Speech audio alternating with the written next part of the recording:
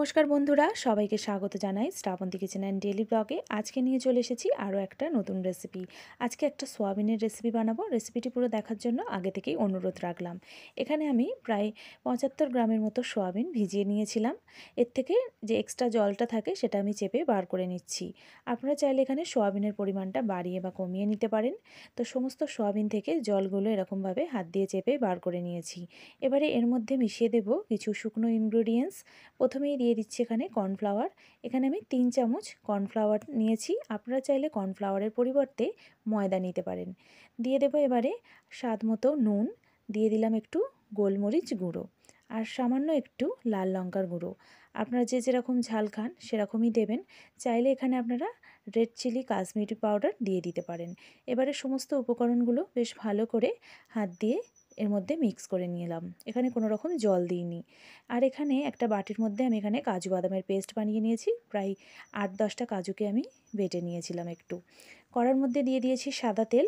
আমি সাদা তেলের মধ্যে রান্নাটা করব। আপনারা চাইলে সর্ষের তেলেরও ব্যবহার করতে পারেন। তো সমস্ত সোয়াবিনগুলো তেল গরম করে দিয়ে দিচ্ছি। এখানে 3 চামচের মতো তেল দিয়েছিলাম। তো সোয়াবিনগুলো দুটো ব্যাচে আমি ভেজে নেব, একটার সাথে হবে না, সেই জন্য আমি দুবার ধরে সোয়াবিনগুলো ভাজবো। তো এখানে তেলের পরিমাণ একটু বেশিই নিয়েছি। সোয়াবিনগুলো বেশ ভালো করে ভাজবো। সোয়াবিনগুলোকে মিডিয়াম ফ্লেমে রেখে বেশ ভালো করে উল্টে পাল্টে ভেজে নিচ্ছি। আর দেখুন এর রঙটা বেশ চেঞ্জ হয়ে গেছে। এর থেকে আর বেশি ভাজার দরকার নেই। এবার আমি তেল ছাড়িয়ে সোয়াবিনগুলোকে তুলে রেখে দিচ্ছি। বন্ধুরা, আপনারা এই রেসিপিটি অবশ্যই বানিয়ে দেখবেন। এটি এক সম্পূর্ণ নিরামিষ রেসিপি। রেসিপিটি নিরামিষ দিনে বা রুটি পরোটার সাথে আপনারা নর্মাল ডেতেও খেতে পারেন। দেখবেন এটা ভীষণ ভালো লাগে। রেসিপিটি পুরো অবশ্যই আপনারা দেখবেন। তো সোয়াবিন ভাজা হয়ে গেছে। এবারে আমি নেক্সট ব্যাচের সোয়াবিনগুলো দিয়ে দিচ্ছি কড়ার মধ্যে।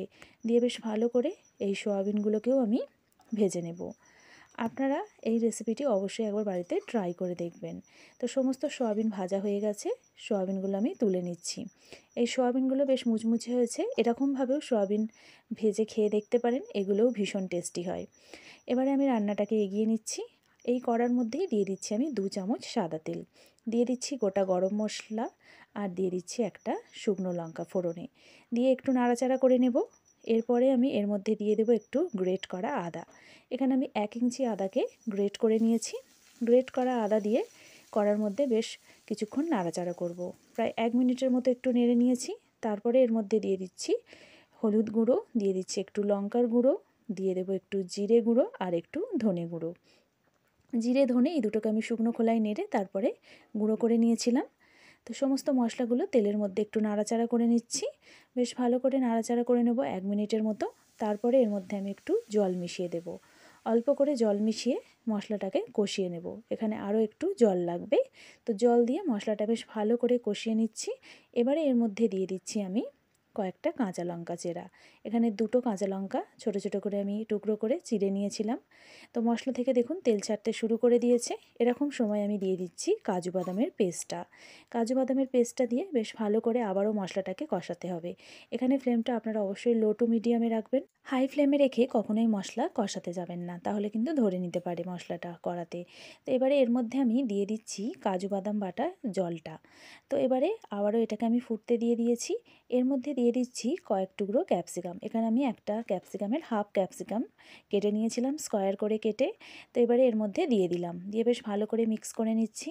যত নাড়বেন দেখবেন এটা গ্রেভিটা কিন্তু গাঢ় হতে শুরু করে দেবে। তো এবারে এটাকে আমি ফুটতে দেব। এর মধ্যে দিয়ে দিচ্ছি স্বাদ মতো নুন দিয়ে দিলাম আর দিয়ে দিচ্ছি একটু সামান্য পরিমাণ চিনি। চিনি দিলে দেখবেন নিরামিষ রান্নার টেস্টটা একদম অন্যরকম আসে।